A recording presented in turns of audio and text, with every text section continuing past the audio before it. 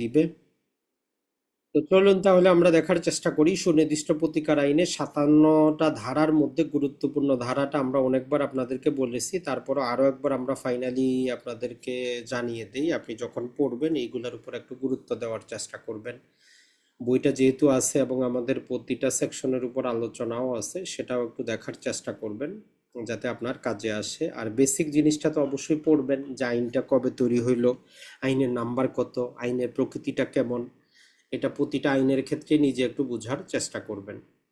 তাহলে আমরা সুনির্দিষ্ট প্রতিকার আইন, যে স্পেসিফিক রিলিফ অ্যাক্ট 1877, মনে রাখবেন এটা শুধু আপনার বার কাউন্সিলের জন্য না, আপনি আইনের জগতে বাংলাদেশে বসবাস করতে গেলে ম্যাক্সিমামই দেওয়ানি মামলা পাবেন। আপনি কোম্পানি লয়ার হইলেও দেওয়ানি মামলা পাবেন, কারণ হচ্ছে কোম্পানির জায়গা জমি থাকবে আপনি যেই ক্ষেত্রেই যান, অথবা দিন শেষে আপনি যে ইনকামই করেন, দিন শেষে আপনি কি করবেন, জায়গা জমি ভূমি ফ্ল্যাটই কিনবেন, আর মামলা আপনার ঘটবেই ঘটবে। অথবা চেকের মামলা হবে, অথবা কোম্পানির চুক্তি রিলেটেড বিভিন্ন প্রকার মামলা আসবে। তার মানে এই আইনে যদিও 57টা সেকশন আছে, এইটার প্রতিটা সেকশনই আপনার বাস্তব জীবনে কাজে লাগবে। তাই একটু সময় নিয়ে এই আইনটা পড়ার চেষ্টা করবেন। এটা এমন না যে আজ আপনি পড়ে কোনো রকম অ্যাডভোকেট হয়ে গেলেন আর দরকার নাই, এরকম আইন কিন্তু না। এই আইনটা এমন আইন যেটা আপনার অ্যাডভোকেট জীবনে প্রতিদিনই লাগবে, প্রতিদিনই লাগবে, কিছু করার নাই। আর বাস্তবেও যখন আপনার কাছে মক্কেল আসবে, আপনি তাকে কোনো পরামর্শ দিতে যাবেন, এই আইনটা আপনার লাগবে। অতএব এই আইনটার ব্যাপারে কোনো প্রকার দুই নাম্বারই না করে আইনটা বোঝার চেষ্টা করবেন। প্রয়োজনে ভিডিওগুলো বারবার দেখার চেষ্টা করবেন। প্রয়োজনে বিগত বছরের যে এমসিকিউ আমরা আপনাদেরকে একটা পিডিএফ ফরম্যাট দিয়ে দিয়েছি, যেখানে বিগত 12 সাল থেকে প্রতিটা বার কাউন্সিলের পরীক্ষা যে এমসিকিউ গুলো এসেছে সমাধান সহ দেওয়া আছে, ওইটাও একটু দেখার চেষ্টা করবেন। তাহলে স্পেসিফিক রিলিফ অ্যাক্ট মূলত আমরা যেটা বলতেছি, যে এটা সমতার নীতি অনুসরণ করে, যেটাকে আমরা বলি যে ইকুইটেবল রিলিফ বা ল অব ইকুইটি থেকে এসেছে। আরেকটাকে আমরা বলি যে আরেকভাবে, যার যতটুকু দরকার তাকে ততটুকু দিবে, সবাইকে সমান দিবে না। আপনার বাবার ফ্যামিলিতে আপনারা 3 ভাই, আপনার 100 টাকা দরকার, আপনার ভাইয়ের 50 টাকা দরকার, আর একটা 10 টাকা দরকার। তো এই আইন অনুযায়ী বলে যে যার 10 টাকা দরকার তাকে 10 টাকা দিব, যার 50 টাকা দরকার 50 টাকা দিব, যার 100 টাকা দরকার 100 টাকা দিব। এমন না যে 3 ভাই সমান পাবে, সবাইরে 100 করে দিব, এমন না। তাহলে স্পেসিফিক রিলিফ অ্যাক্ট হচ্ছে সমতার নীতি অনুসরণ করে, কারো ক্ষতি করতে চায় না, যাতে সবাই তার ন্যায্য অধিকারটা পায়। এটাই হচ্ছে এই আইনের মূলনীতি। এখন এই আইনটা যদি আমরা দেখার চেষ্টা করি, এখানে আমাদের এই যে 1 নম্বর সেকশনে আমাদের মুখস্থ করার মতো কিছুই নেই। যে এখান থেকে আপনি এই যে কুমেন্সমেন্টটা মনে রাখবেন। কুমেন্সমেন্ট মানে হচ্ছে কার্যকরের তারিখ বা ইনফোর্সমেন্ট তারিখ। প্রতিটা আইনের মধ্যে 2টা করে তারিখ থাকে আমরা জানি, একটা হচ্ছে পাশ করার তারিখ, কবে পাশ হইলো, আরেকটা হচ্ছে কবে কার্যকর হইলো। তো বার কাউন্সিলের পরীক্ষায় নর্মালি কবে পাশ হইলো এটা এখন পর্যন্ত কখনোই চায় নাই, গুরুত্বপূর্ণও না। কিন্তু কুমেন্সমেন্টটা মাঝে মধ্যে অনেকবার অনেক আইনের এসেছে। তাই 7টা সাবজেক্টেরই আপনি পৃথক করে একটা নোট করে নেবেন, যে বার কাউন্সিলভুক্ত যে 7টা সাবজেক্ট আছে কোনটার কার্যকরের তারিখ কবে, এটা সবচেয়ে গুরুত্বপূর্ণ। তাহলে এই সাক্ষ্য আইন থেকে, এই সুনির্দিষ্ট প্রতিকার আইন থেকে পড়ার সময় আপনি বাকি 7টা সাবজেক্টেরও কার্যকরের তারিখটা একই সাথে লিখে রাখবেন। প্রতিটা সাবজেক্টের ক্ষেত্রে ওই বাকি 6টা লিখে রাখবেন। তাহলে এইটা আপনার মনে থাকবে, যদি কোনো সহজ একটা এমসিকিউ হয় এটা হইতে পারে। তো 7টা জিনিস পড়লে যদি 1 মার্ক পান, এর চাইতে আর ভালো জিনিস কি আছে। এরপরে 3 নম্বরে যে আমাদের ডেফিনেশন গুলো আছে, এমসিকিউতে আসার মতো কোনো ডেফিনেশন নাই, তবে আইনটাকে আপনি ইংরেজিতে বুঝতে গেলে এই ডেফিনেশন গুলা দরকার পড়ে। যেখানে সবচেয়ে গুরুত্বপূর্ণ ডেফিনেশন হচ্ছে যে আপনার বাধ্যবাধকতা, অব্লিগেশন। অব্লিগেশন মানে হচ্ছে আইনগতভাবে যে কাজটা করতে আপনি বাধ্য, এটাকে বলে যে হচ্ছে যে আমাদের অব্লিগেশন বা বাধ্যবাধকতা।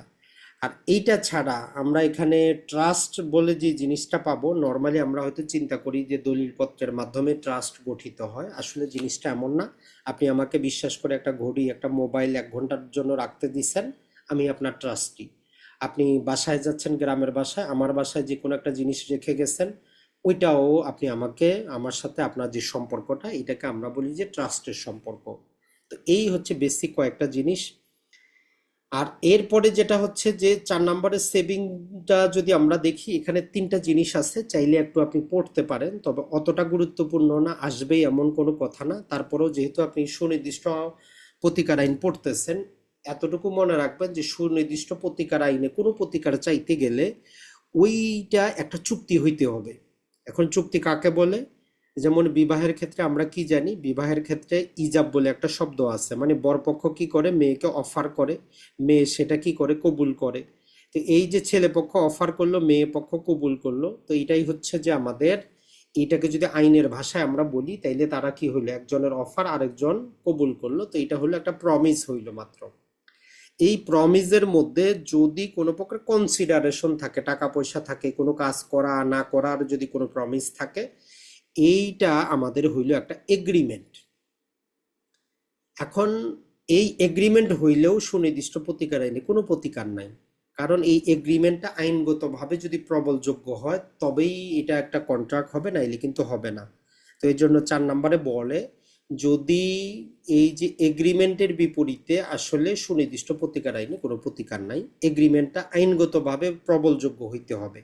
যেমন ধরেন যে আপনি কাউকে টাকা পয়সা দিয়ে তার সাথে চুক্তি করলেন একজনকে হত্যা করার জন্য, এখন সে হত্যাটা করলো না, তাইলে আপনি আদালতে যাইতে পারবেন? কথা হচ্ছে যে না, কারণ ওই চুক্তিটা আইনগতভাবে প্রবলযোগ্য না, এটা এগ্রিমেন্ট পর্যন্তই থেকে যাবে।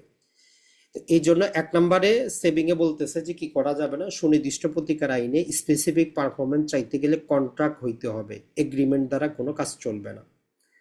2 নম্বরে আপনাকে বলে যে ধরেন নাম যে আপনি চুক্তি করছেন, কিন্তু এই চুক্তির পাশাপাশি আপনি অন্য আইনে একটা প্রতিকার পাচ্ছেন। আপনি ধরেন যে এই স্পেসিফিক রিলিফ ট্যাক্টে না আসে, চুক্তি আইনে আপনি ক্ষতিপূরণ নেওয়ার জন্য আপনি এগ্রি করলে করতে পারেন, চুক্তি আইনের কোনো বাধা নাই, মানে কেউ বলতে পারবে না যে আপনি তো সুনির্দিষ্ট প্রতিকার আইনে স্পেসিফিক পারফরমেন্স করতে পারতেন, তো সেটা না করে আপনি কেন ক্ষতিপূরণ নিচ্ছেন।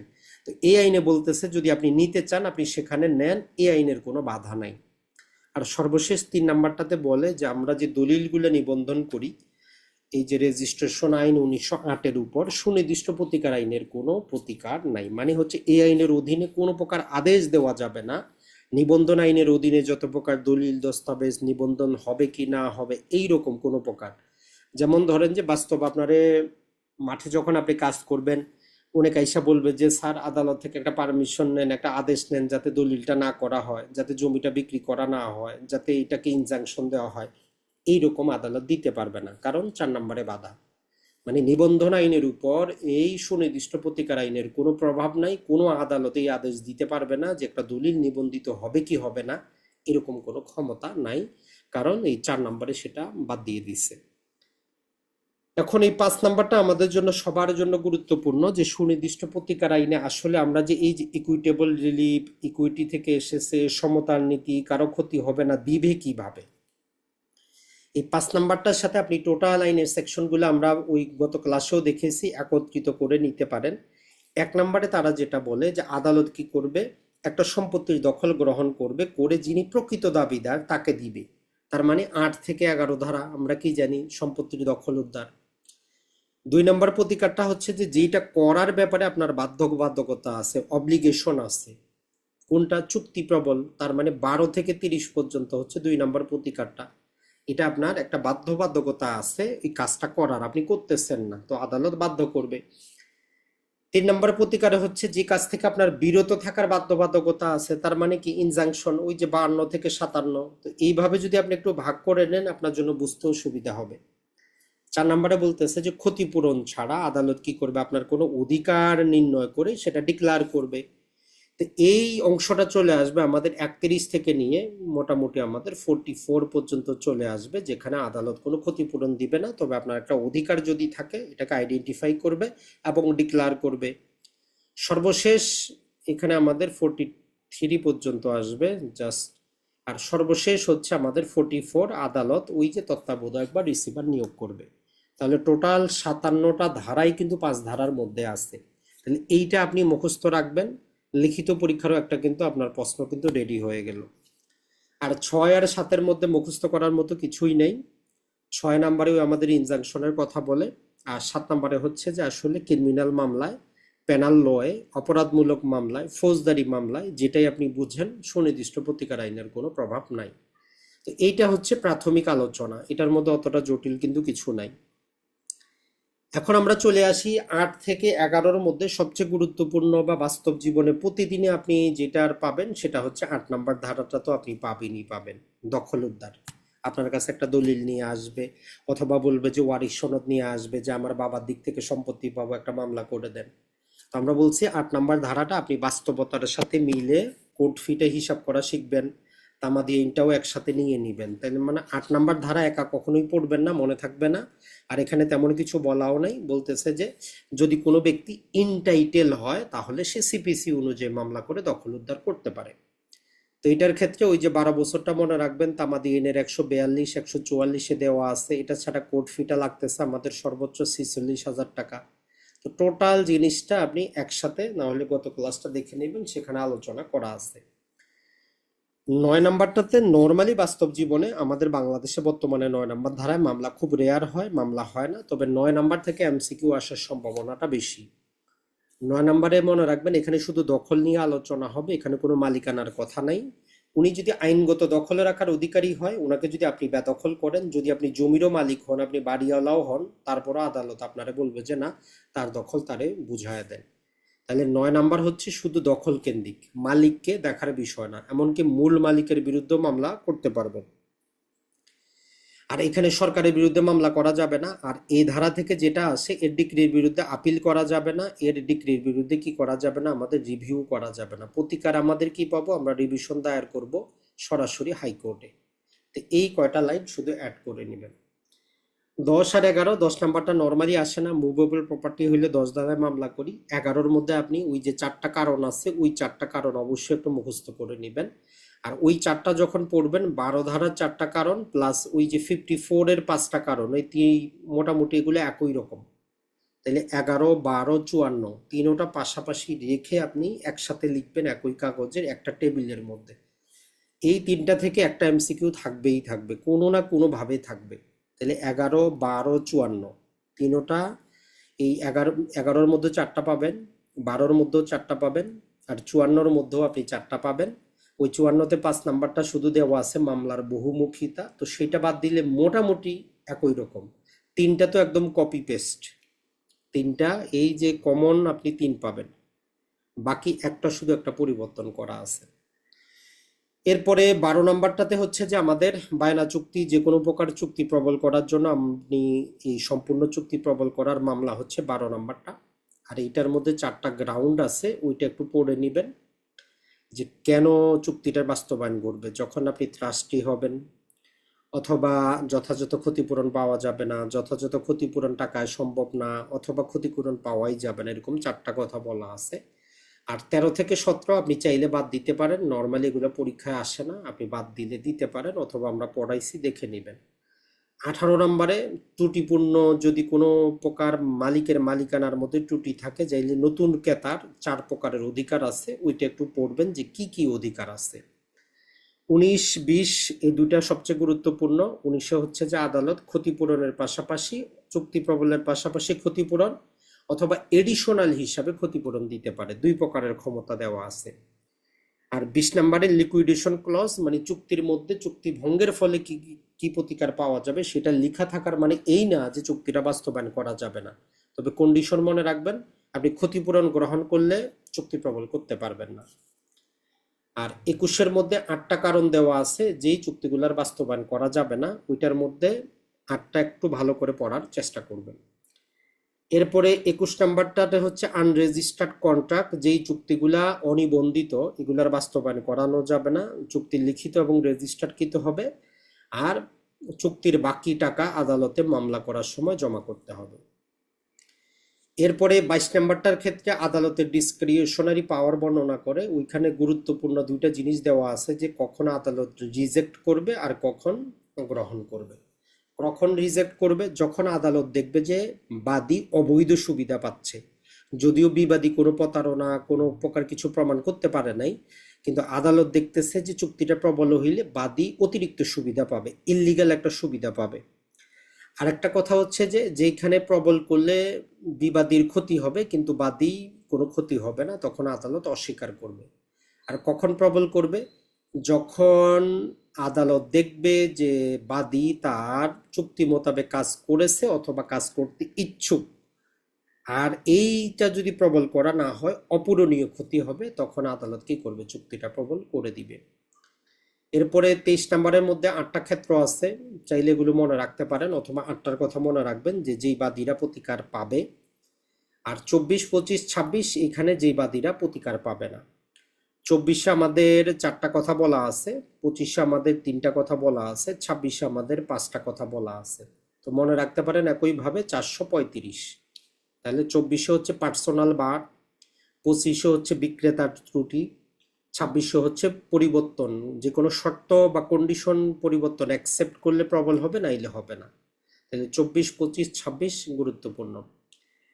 এরপরে 27-এ হচ্ছে যে যেই বিবাদীর বিরুদ্ধে প্রতিকার পাওয়া যাবে, 5টা কথা বলা আছে যে 5 বিবাদীর বিরুদ্ধে প্রতিকার পাওয়া যাইতে পারে, আর 3 বিবাদীর বিরুদ্ধে কোনো প্রতিকার নাই, 28-এ বলা আছে। 29-এ বলতেছে যে আপনি চুক্তি প্রবলের মামলা যদি খারিজ হয়, নতুন করে ক্ষতিপূরণের মামলা দায়ের করতে পারবেন না। তো 29টা আমাদের জন্য গুরুত্বপূর্ণ। এরপরে এই যে রেকটিফিকেশন অফ ইনস্ট্রুমেন্ট, এটাতে আমরা একটু আগেও যেটা আপনাদেরকে একটু বুঝাইলাম, এটা হচ্ছে যে যে কোনো প্রকার ইনস্ট্রুমেন্ট, সেটা দলিল হইতে পারে, চুক্তি হইতে পারে, চেক হইতে পারে, অন্য যে কোনো প্রকার ডকুমেন্ট হইতে পারে যেটার মধ্যে সংশোধনী প্রয়োজন।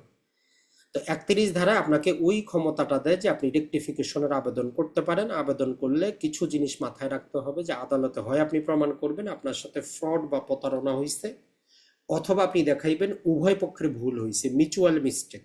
এক পক্ষের ভুল, কোনো প্রতিকার নাই, উভয় পক্ষের ভুল, অথবা হচ্ছে যে প্রতারণা। আর এর কারণে ওই চুক্তি দ্বারা আপনারা যেই উদ্দেশ্য করছেন ওই উদ্দেশ্য প্রতিফলিত হচ্ছে না।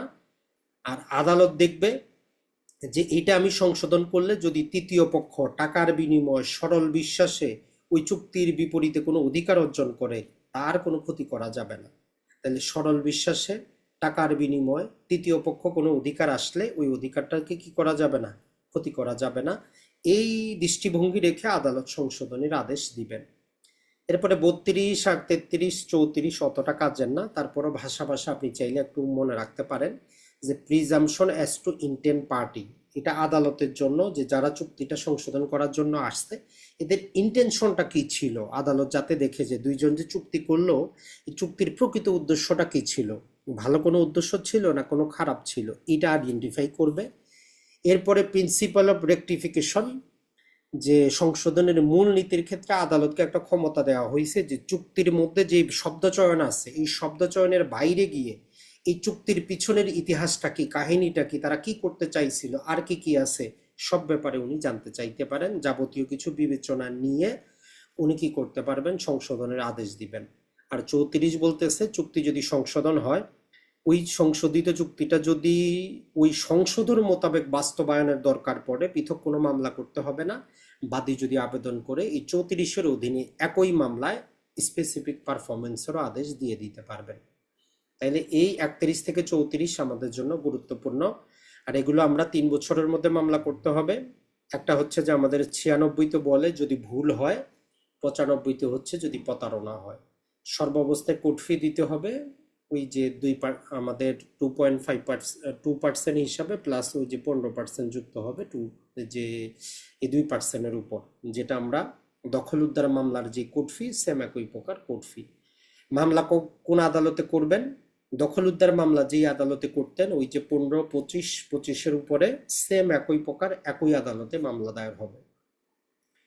এরপরে রেসিশন অফ কন্ট্রাক্ট মানে চুক্তি বাতিল, চুক্তি রদ।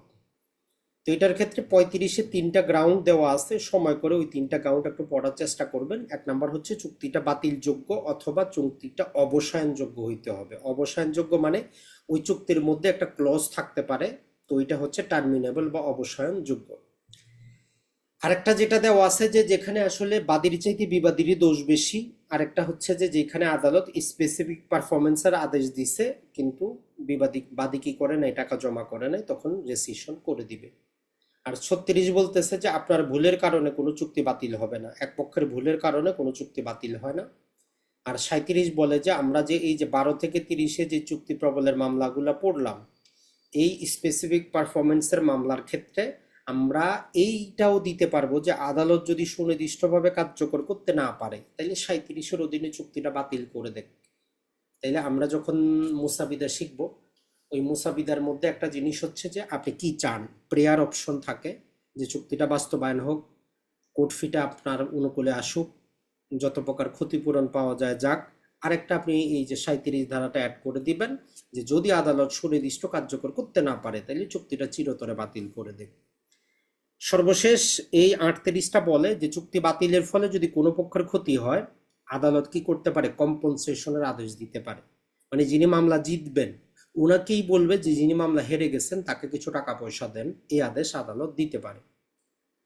এরপরে চলে আসি আমরা ক্যান্সেলেশন অফ ইনস্ট্রুমেন্ট। এখানে আমাদের 39 ধারায় হচ্ছে টোটাল চুক্তিটা বাতিল। আপনার নামে একটা জাল দলিল হয়েছে অথবা অলরেডি জাল দলিল করা আছে যেটা আপনার অপূরণীয় ক্ষতি হবে। তাহলে এখানে দুইটা কন্ডিশন, একটা হচ্ছে যে দলিলটা প্রথম দিন থেকেই বাতিল, যেমন আপনি নাবালকের সাথে চুক্তি করলেন, পাগলের সাথে চুক্তি করলেন, দেউলিয়া ব্যক্তির সাথে চুক্তি করলেন, যেটা চুক্তি আইনের কোনো কন্ডিশনকে ফুলফিল করে না, তো এটা প্রথম দিন থেকে একটা বাতিল দলিল। অথবা আপনি কাউকে কি করলেন, ভয় দেখাইলেন, প্রতারণা করলেন, আনডিউ ইনফ্লুয়েন্স করলেন, কোহেশন করলেন, তো এইরকম চুক্তিগুলা, এই দলিলগুলা হচ্ছে বাতিলযোগ্য। তার এই বাতিল যোগ্যতাটা কেউ যদি মামলা করে তখনই বাতিল হবে, নাইলে কিন্তু এটা মানে বৈধ হিসাবে থেকে যাবে। তাহলে এই 39 দ্বারায় দুইটা কন্ডিশন আছে, যেটা প্রথম দিন থেকেই বাতিল অথবা যেটা বাতিলযোগ্য। আর এইরকম থাকলে বাদীর অপূরণীয় ক্ষতি হবে, এটা আদালতে প্রমাণ করতে হবে।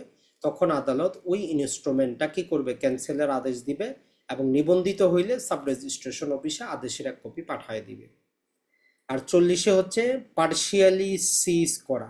ওই যেমন আমরা বললাম ভাই বোনের সম্পত্তি, যদি বোনের অংশ ভাই বিক্রি করে বোন তখন সম্পূর্ণ দলিল বাতিল চাবে না, বোনের অংশটুকু বাতিল চাবে, আংশিক বাতিলের মামলা করবে। আর যদি কোনো দলিল বাতিলে কোনো তৃতীয় পক্ষের ক্ষতি হয়, আদালত যিনি ডিক্রি লাভ করবেন তাকে বলবেন যে অপর পক্ষকে আপনি কম্পনসেট করেন, কিছু টাকা পয়সা দেন। আর এগুলো আসবে আমাদের 91 থেকে 93, আমাদের আইনের অনুচ্ছেদ, সময় হচ্ছে 3 বছর। একই প্রকার কোর্ট ফি, ওই যে 2%, 2%-এর উপর আমাদের 15%, ম্যাক্সিমাম 46,000।